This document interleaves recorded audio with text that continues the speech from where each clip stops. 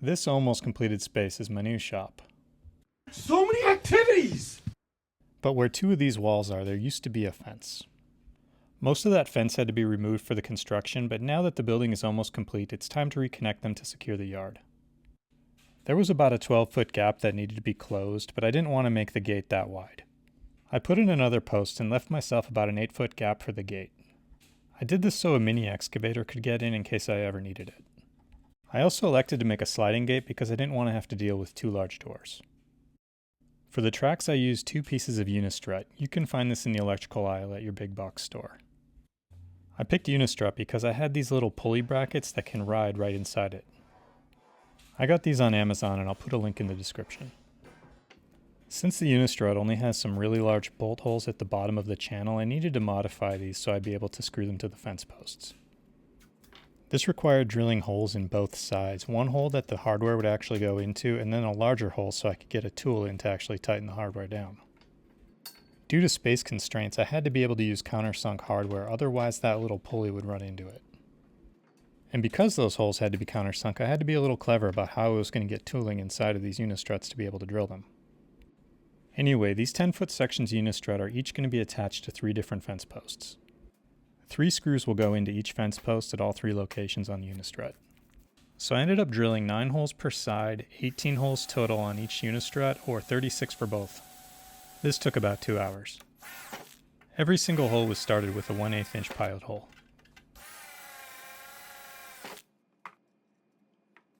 The outer holes, which are really only there to allow tooling to get in, were then widened with a step drill.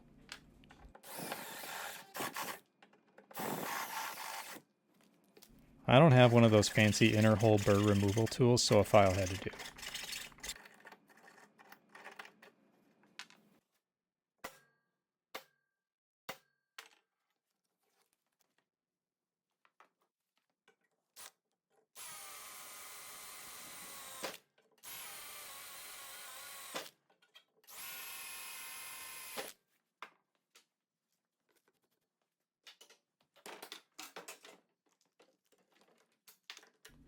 Totally by accident, I had this little hex drive countersink that worked perfectly to be able to get into this tight space.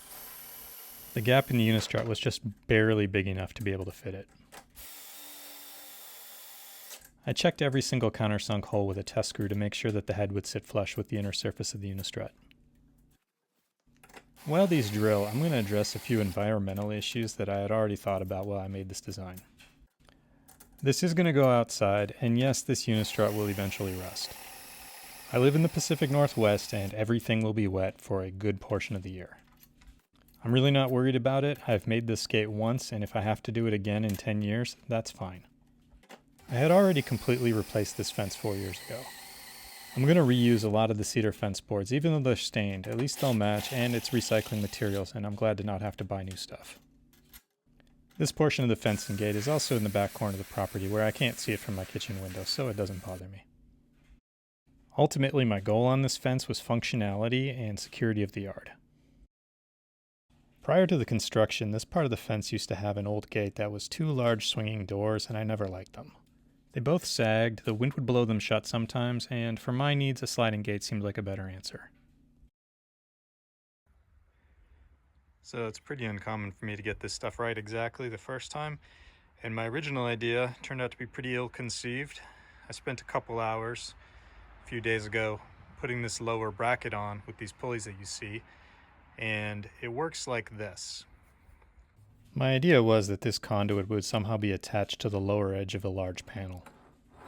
The reason I went to do it that way the first time was because this piece of metal conduit fell off a truck in front of my house, and no one ever came back to get it, so I snagged it and thought, I have these pulleys that it can ride in, wouldn't that make a good lower rail for the panel? But the problem is, the height that it would be off the ground would end up being a good 6 inches, which is too much of a gap that I'd want at the bottom of this sliding gate. And the other problem is there's too much flex. It's hard to see, but there's a good 1/4 inch or so of flex in that lower piece. So I'm going to remove all that and install the unistrut piece that I just made. So here I got my unistrut lower rail in situ. As you can see, it's a lot closer to the ground now, so the bottom of the gate will probably only end up being about 3 inches above the surface of the threshold. And I've got it leveled. It's pretty well level, and the unistrut is way more rigid than that piece of pressure treated was. Because of a little bit of a bulge in this middle fence post, I had to grind it down just a little bit. So I've retreated that area with wood preservative. And then, because when this fence post went in, it went in just a little bit twisted, I made a small wedge of pressure treated to fill that gap so I wouldn't unnecessarily bow the track when these screws go in. And this little wedge here was also treated with wood preservative. That blows. Turns out that I had to widen these holes because the apex holder on my impact driver was a little bit too fat. Not a whole lot on this build went smooth the first time. Anyway, I really took care to make sure the lower track was on straight and level because that's going to carry the weight of the panel with the top track just providing support so it doesn't fall down. So here I got one complete and installed lower rail. And this is way, way stronger than that garbage I did earlier. I made the gate panel out of heat-treated cedar. Pressure treated would probably last longer, but I really hate working with it. I worked on the panel in both the old and the new shop. Most of my equipment is still in my old shop, but eventually I'll be able to move it over. For the 4 outer corners of the gate panel, I used half-lap joinery. I hand-cut the cross-cut portions and then did the rest on a bandsaw.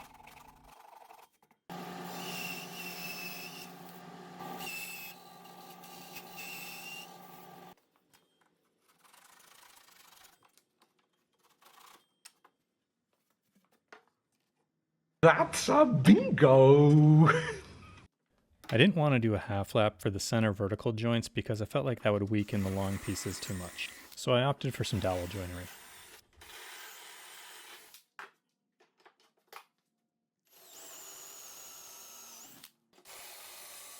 I cut up an oak dowel that I had left over from the previous project, and then I added a small chamfer to both sides, which I really find makes getting the dowel in a lot easier.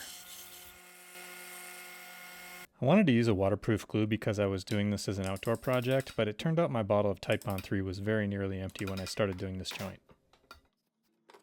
Luckily, I still had most of a tube of leftover waterproof construction adhesive from a different project. I really wasn't worried about only gluing this joint because the entire panel is going to be clad in fence boards anyway, which will be nailed on and strengthen everything.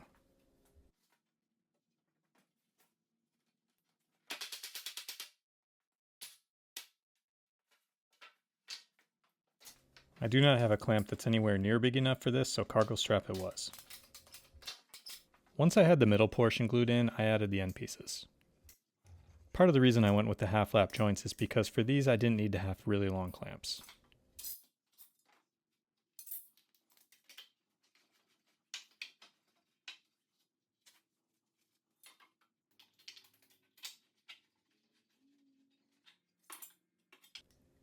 I did have a problem pulling one of the joints together because one of these pieces on the long sides was a little bit bowed.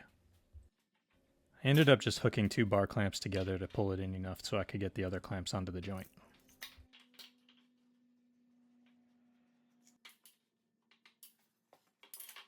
The next morning I moved it out into the new shop, and that's when I realized I probably needed to add some more horizontal elements so I'd actually have something to nail the fence boards to. Prior to adding these, the whole structure was actually so rigid that I really wasn't concerned about only screwing them in. I did want to add some corner bracing, so I cut up some diagonals. I pre-started all my screws at measured locations, so I know I'd actually get good protrusion through the joint.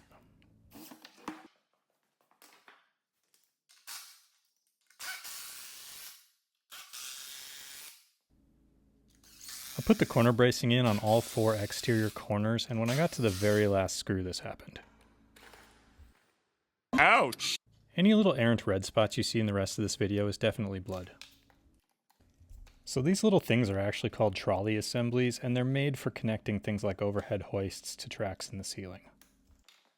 I only used 2 of the holes because the trolley assembly is attached with half-inch thick bolts, and I really felt like 4 would be overkill, plus I didn't want to add any holes that close to the edge of the board. The other side has a washer, lock washer, and nut, and I would have preferred to use entirely galvanized hardware on this project, but unfortunately the selection at Home Depot was pretty limited.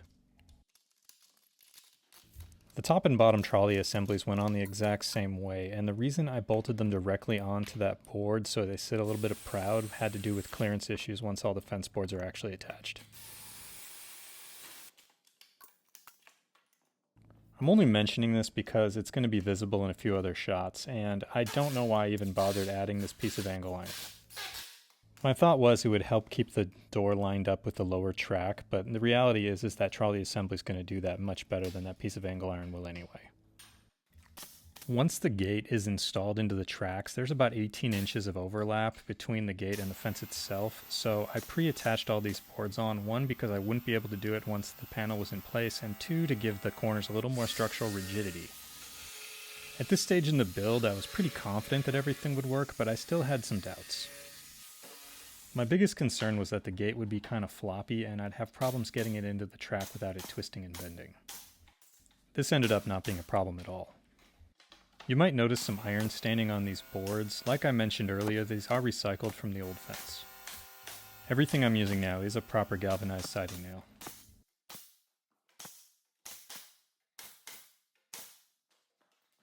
I did add some nails to the glued half-lap corner joints, though it probably wasn't necessary.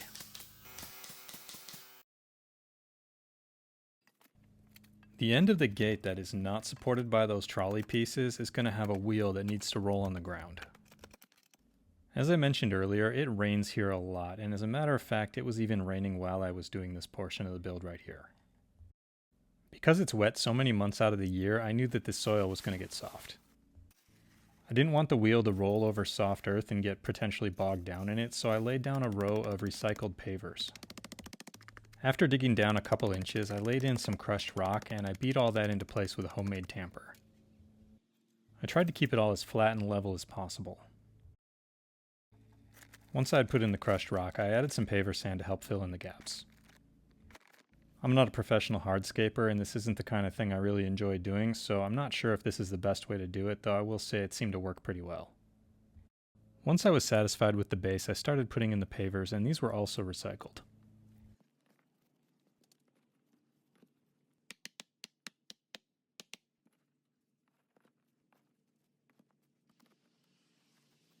I had to bust the corner off of the last one because of where the concrete from the fence post was.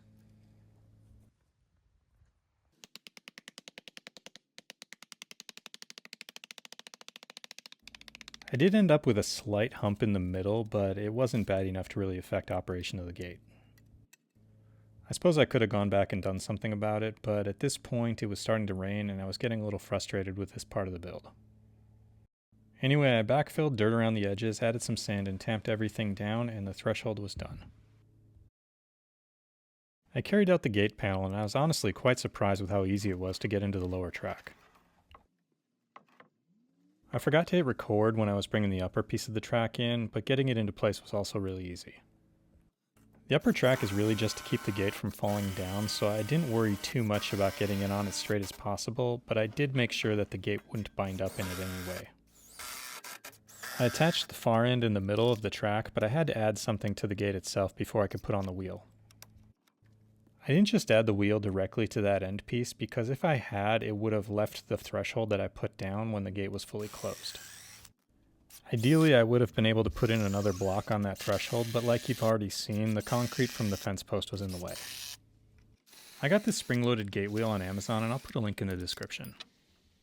I wanted to preload the springs so that the gate wouldn't sag, and I kind of ballparked that, but I ended up getting the height in a really good spot to make sure that the spring would carry the weight.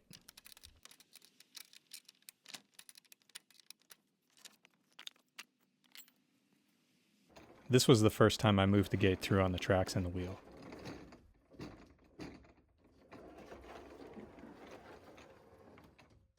It can't work!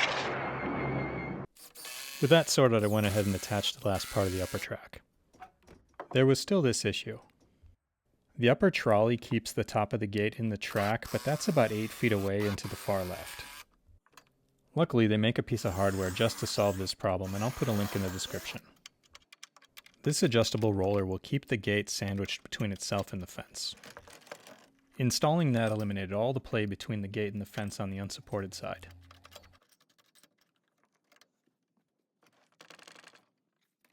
With that done, I was able to fully install all the fence boards and effectively keep deer out of the yard.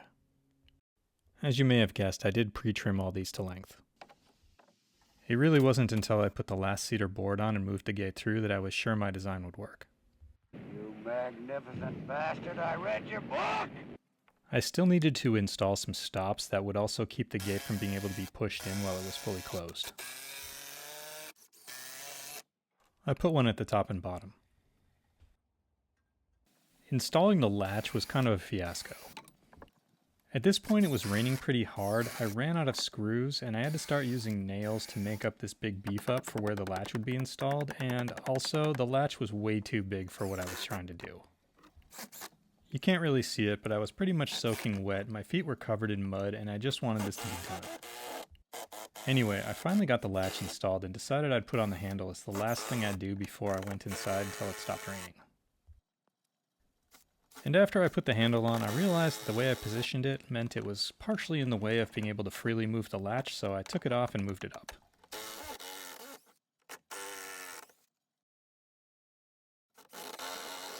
The next day, I added some grease to the trolleys and the tracks themselves. Time will tell if this was a good idea or not, because there is a good possibility that sand and pine needles and stuff will stick to it, but I can always clean it off and replace it with solid film lubricant. The final step was putting in a full open end stop. Without one of those, it was still possible to open the gate up so far that the wheel would leave the threshold. But putting in a stop was as easy as installing a bolt into the unistrut at a spot where the trolley would hit it if it went too far. With that installed, the sliding gate was done. Altogether, I spent about 3 days building this, but if there hadn't been so much rain, I would have been able to do it a lot quicker. The gate ended up being pretty easy to open and close, and I'm pretty happy with how it came out looking too. I have no plans on staining it, but if I had used brand new cedar boards instead of the recycled ones, it probably would have ended up looking even better. So at the end of this, I can say that the gate is probably 8 inches to a foot longer than it needs to be. There's a decent amount of overlap right here, and it's not really necessary, but it's certainly not hurting anything. I had to have the tracks 10 feet long, which conveniently is the length unistrut comes in, but that was because of the width between the two outer poles. Now, I don't think a 4x6 would have really been necessary on either end, but I think if I went back and redid this, I would have used 4x6s just for that extra bit of stability on the ends of the fence, and it would have helped alleviate some of that headache. I'm also really happy with how little this gate projects back from the fence. It's only about 3.5 inches or so thickness added to the overall fence, and that's kind of what I was going for. I didn't want to have a super thick gate. The construction ended up being, I think, pretty stable. It doesn't really, it doesn't twist or anything. I will say there's a small hump in my track right in the middle, which is a little, well, it's not difficult to get over. It just requires a little more effort than the rest of the movement. But I don't think it's a problem. I don't have a problem getting it open or closed. I don't think my wife will have a problem getting it open or closed. And overall, I am really happy with how this came out. So that's how I made my sliding gate, and time will tell how it holds up to the elements, but I think it'll be okay, and if it's not, I'll make a new one. Anyway, if you made it this far, thanks for watching.